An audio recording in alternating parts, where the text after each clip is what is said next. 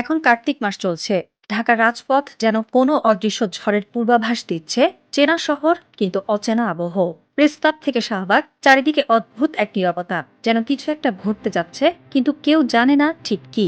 এই অদ্ভুত নিস্তব্ধতা শুধু আবহাওয়ার নয়, বরং রাজনীতিরও। একজন বৃদ্ধ, যিনি ১৯৭৫ সাল থেকে সব নির্বাচন দেখেছেন, ধীরে ধীরে হেঁটে যাচ্ছিলেন কদম পড়া পার্কের দিকে। হঠাৎ থেমে গেলেন, ফিসফিসিয়ে বললেন, আবার যদি ক্ষমায় ভুল করি, তার পরিণতি হবে আগুনের চেয়েও ভয়াবহ।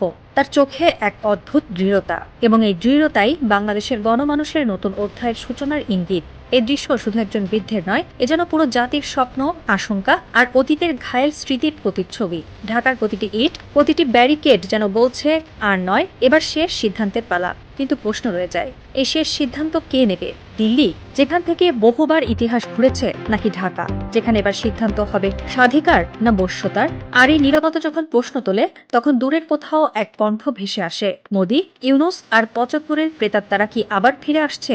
নির্বাচনের আগে এই প্রশ্নই বাংলার বাতাসে ঘূর্ণির মতো ঘুরছে।